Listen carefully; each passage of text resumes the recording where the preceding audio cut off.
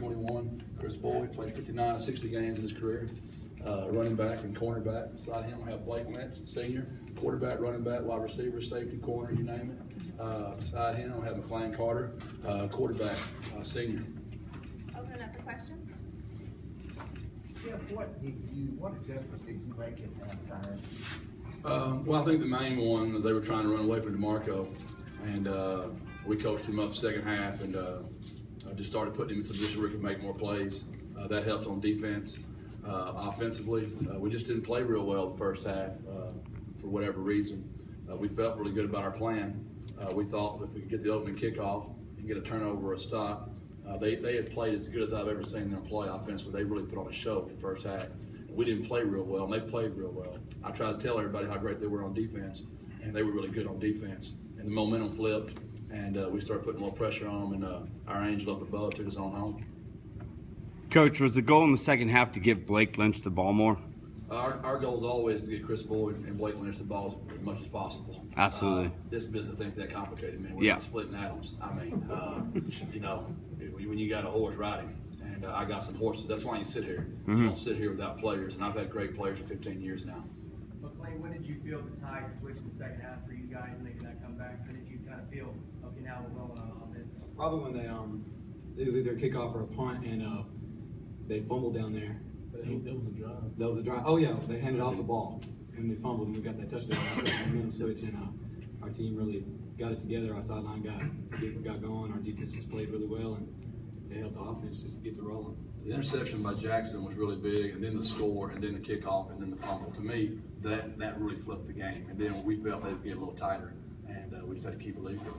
Coach, the first half played out similarly to the Gladewater game with time of possession and them kind of running the ball. How much do you think that the experience that y'all had in that game a few weeks back helped y'all recover the second half? No doubt. The key to this sport is to keep playing. You got to keep playing. We felt like we had an advantage in our numbers. We play so many players. We thought if the game was close late in the game, it would swing to our side. We were very concerned about how physical and tough and fast those kids were, but we thought if we could keep the game close, we'd have a real advantage in the fourth. And I think that was huge, our conditioning and our depth of players late. Coach, you talked about your angel up above, Prince Cadets. Talk just about what this season has meant. I mean, the perfect season, state champs, what better way to honor it is? It's really a story. I mean, if anybody wants a good book to write and a great movie, I mean, it's straight out of Hollywood. You couldn't have scripted it better. I have a coach on my staff named Robert Bureau. Been coaching for over 40 years. Never won a state championship. Retired last year. I talked him out of it. He came back. Won his very last game. His wife retired yesterday. He retired today. Desmond. I got my nephew on this team. My nephew coach on the team. My son on the team. All these kids over here. It's just it's the Cinderella story. I mean that. We won 3, and this is the most special one. And I don't make those kind of comments often, but this one will always be something very special to me. Coach, you guys made a trip to the Grave yesterday before y'all came. So talk about that moment and what that was like for you guys. They handled it really well. I let them know beforehand because I didn't want to, spook them or anything. But what we did, we just wanted to stop and remind ourselves what this whole journey was about. And we never talked about winning. You can talk about the kids. We never discussed winning. We don't ever talk about winning. We talk about giving perfect effort every single play. And Chris summed it up best. I mean, I never knew Chris was a theologian, whatever that word is. But before the game, he said it's just like when we do our boot camp. We go for the perfect day to get our shirts, And Chris said, we're going for the perfect day. Let's go win the gold medal. And they know how to win the shirt is to get perfect effort. I've never coached a kid that played a perfect game in his life. But we had perfect effort today, not perfect execution. And for 15 years, my kids have given perfect effort. And they're talented, and that's why we win. Chris, can you talk about yesterday and stopping by Dez's gravesite, what that meant to y'all as players and you personally?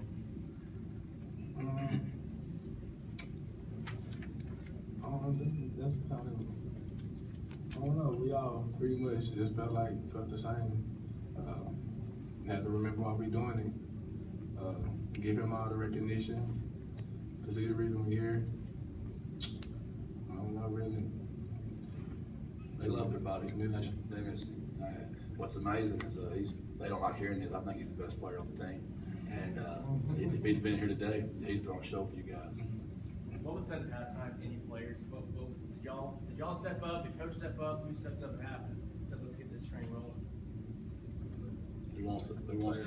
All right. It was kind of quiet when we got in here. I told them, keep your hands up. The game isn't over with. Just encouraging words. Blake, you have the same perspective? Yeah, we just got to keep believing in our teammates and our coaches, and we need to go our way. Blake, on offense, did you see something open up, not just for you, but for the team? I mean, the first half you had that one drive, but other than that, you kind of struggled, and you obviously got to roll there in the second half. We know our offense is good, and we just got to keep it. We got to keep doing what we do, and we practice it every single day. We knew that we would execute if we just kept doing the same thing. Blake, last day of high school, can you just talk about walking away from this experience with the state championship and what's been like at Gilmer? No, it's been great at Gilmer. You know, I'm new to this school, and these guys have really accepted me as a brother. And I'm graduating. You know, I don't go to school anymore, and it just means a lot to walk away from high school with a state championship. How about Baylor? You know, can you just talk about that? What you're looking forward to? I'm just looking forward to enrolling early and just finding my spot in the team and just perform. Of all the things to me, I know y'all didn't ask the question, but I'll just say it. Our defense was the difference. You know, they did not punt the ball the first half. We did not get to fill a punt. In the second half, we got them off the field. It's hard to get in a rhythm in our offense when you don't have the ball. And so our kids never got a chance to get in a rhythm. So our defense is what flipped it. And our bounty hunters on the kickoff team. To me, that's what flipped the game. It's a young defense. How did you see them handle the pressure off that? Well, we got handled pretty good. We are young, you're right. And we got to hit the weight room. We're not real strong. We got handled. They blocked us. They ran hard on us. We got a lot of work in the offseason to get stronger. The good news is I have all these kids back, and I think we're better on defense next year. Marco, first half, how frustrating was it to not get them to win on first and second down and have them in third and long and then continue to convert third down? And conversely, how good did it feel second half to finally get some stops and draw and start to make some plays? I mean, like, it was pretty hard the first half. I mean, they probably came out and done some new things. The offensive line had different schemes kind of. And so, I mean, we have to come in at halftime, make some adjustments, and I have to step up and let them know that we can't give up because they got to memorize. We playing for Desmond and God, and third white playing for our family, and fourth white playing for the team and the community. Chase, Coach talked about all the games that you've started during your time at Gilmer. I mean, after such a long journey, what's it feel like to be standing up there right now?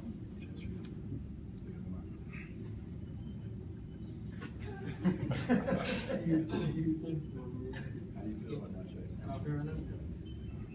Right now, I just feel very excited. That's how I feel.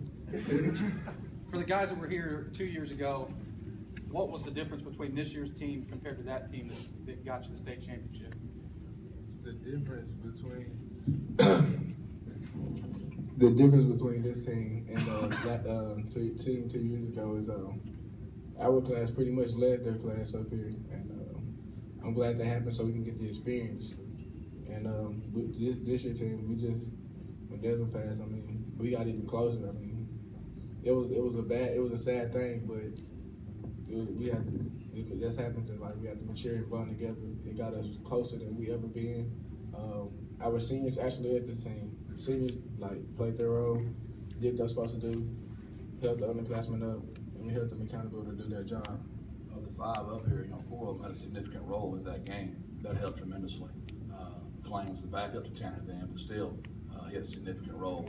DeMarco played great minutes, Chase, and Chris. So that was a tremendous experience for us. Great question. Coach, whose idea was it to bring Nicholas Watson's jersey out?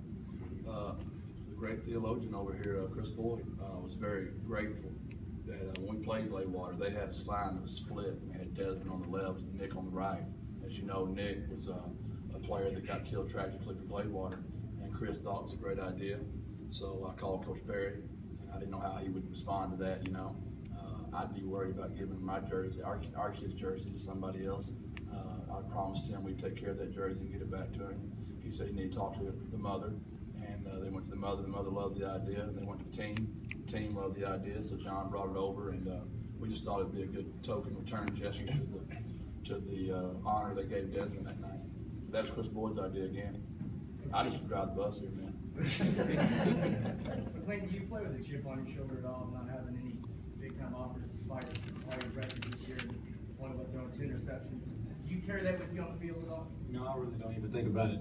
I don't think about it at all. Actually, I just want to go out here and I want to lead my team to victory. I mean, I really don't focus on anything else. I just want my guys to be able to know that I have their back and to know that I'm playing for them and I'm playing for Desmond.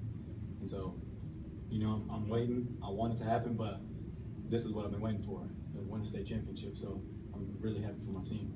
Let me say this about McLean Carter, all those college coaches out there that are so smart.